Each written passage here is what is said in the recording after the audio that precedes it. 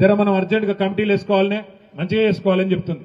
నేను కూడా అక్కకు అదే చెప్తా ఉన్నా, అక్క దబ్బన ప్రభుత్వం పొడిగిన జెడ్పీటీసీ ఎంపీటీసీ ఎలక్షన్లు పెడితే అవి కొట్లాడదాం, లేకపోతే కంపల్సరీ పెద్దసారిని అడిగి జనవరిలోనే చాలు చేసుకుందాం. సభ్యత్వ నమోదు కమిటీలు, మంచిగా శిక్షణ కార్యక్రమాలు, బ్రహ్మాండంగా పార్టీని తయారు చేసుకుందాం.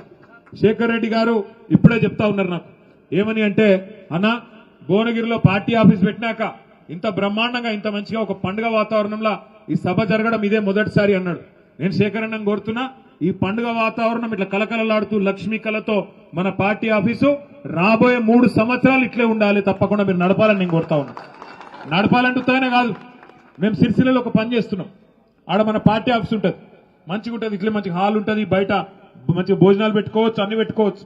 మన కార్యకర్తలకు పేదవాళ్ళు చాలా మంది ఉంటారు, వాళ్ళకి ఆడనో పోయి ఫంక్షన్ హాల్ తీసుకొని లగ్గాలు చేయాలి, శుభకార్యాలు చేయాలంటే చాలా పైసలు ఖర్చు అవుతాయి. అందుకే ఏం చేస్తున్నాం, అక్కడ ఇప్పటికీ 50 శుభకార్యాలు మన పార్టీ కార్యాలయంలోనే పైసలు తీసుకోకుండా బ్రహ్మాండంగా చేస్తా ఉన్నాం. అట్లాగే ఇక్కడ కూడా భువనగిరిలో, ఆలేరులో ఎవరికి కావాలన్నా మన పార్టీ కార్యాలయం పేదవాళ్ళు అయితే చాలు వాళ్ళకి ఇవ్వండి. బ్రహ్మాండంగా కార్యక్రమాలు ఉన్నప్పుడు కార్యక్రమాలు ఉంటాయి, లేనప్పుడు మంచిగా మన పార్టీ కార్యాలయం కలకల్లాడుతూ ఉండే విధంగా మన కార్యకర్తల కడుపులు నింపే విధంగా సంతోషంతో మీరు ఆ కార్యక్రమం చేయాలని చెప్పి కూడా శేఖర్ రెడ్డి గారు నేను విజ్ఞప్తి చేస్తా ఉన్నా. ఇంకొక మాట కూడా నేను మిమ్మల్ని కోరుతా ఉన్నా. ఇవాళ నిజానికి మన ఓటమి 2023 డిసెంబర్లో మనని ఎవడో బయట ఓడగొట్టలే, కాంగ్రెస్ ఓడో బీజేపీ ఓడో ఓడగొట్టలే, మనది మనమే ఓడగొట్టుకున్నాం. వాస్తవం చెప్పాలంటే పట్టించుకోక మన సర్పంచులు, మన ఎంపీటీసీలకు ఉండే సమస్యలు మన నాయకులు మనం చూసుకోక, వాళ్లకు రావాల్సిన బిల్లులు ఇప్పియక, అక్కడ కొంత పట్టించుకున్నట్టు వ్యవహారం చేయడం వల్లనే కొంత వాళ్ళు కూడా నీరసపడ్డారు, నిరాశపడ్డారు కొంత. అందుకే వాళ్ళు కూడా ఉత్సాహంగా పని చేయలేదు. నిజానికి మనం చేసిన పని, కేసీఆర్ గారి నాయకత్వంలో గ్రామ పంచాయతీలలో జరిగిన పని స్వాతంత్రం వచ్చినాక భారతదేశంలో ఏ రాష్ట్రంలో కూడా జరగలేదు అనే మాట అక్షర సత్యం, ఇందులో తిరుగులేదు. ఎందుకంటే నేను ఉత్తగానే చెప్తలేను, మన నాయకుడికి, మన పార్టీకి, మన ప్రభుత్వానికి నేను కితాబులు ఇస్తలేను. వాస్తవానికి తెలంగాణ జనాభా పరంగా చూసుకుంటే భారతదేశంలో 3% కంటే తక్కువ. మన జనాభా ఎంత? 4 కోట్లు. భారతదేశం జనాభా ఎంత? 147 కోట్లు. మరి 147 కోట్లలో 4 కోట్లు అంటే 3% కంటే తక్కువ.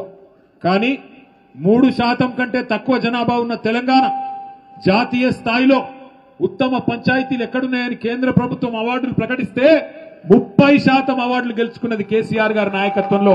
ఒక్కసారి గుర్తు తెచ్చుకోండి. ఎట్లా వచ్చినాయి మరి అవార్డులు? ఎట్లా వచ్చినాయి అంటే ఒక్కొక్క గ్రామంలో నర్సరీ పెట్టి, చెట్లు పెంచి, హరితహారం లాంటి మంచి కార్యక్రమాలు. నిజానికి చెట్లకు ఓట్లు ఉన్నాయి, వేరే వేరే నాయకులు వేరే వేరే పార్టీలు చెట్లు పెట్టుడు పట్టించుకోరు. కానీ కేసీఆర్ గారికి భవిష్యత్తు మీద ఉండే ఫికర్తోని మన పిల్లలు మంచిగా ఉండాలి, మన ఊర్లు మంచిగా ఉండాలి, ఊర్లు సాఫ్ ఉండాలి, స్వచ్ఛమైన గాలి రావాలి అనే ఉద్దేశంతో 270 కోట్ల మొక్కలు భారతదేశంలో పెట్టిన ఒకే ఒక్క రాష్ట్రం హరితహారం కార్యక్రమంలో మన రాష్ట్రం తెలంగాణ. మన నాయకుడు కేసీఆర్ గారు ప్రతి గ్రామంలో ఒక డంప్ యార్డ్ ఉండాలి, చెత్త ఏరేతందుకు ఒక ట్రాక్టర్ ఉండాలి, మొక్కలకు నీళ్లు వేసేందుకు ఒక ట్యాంకర్ ఉండాలి అని ఆలోచించిన నాయకుడు కేసీఆర్.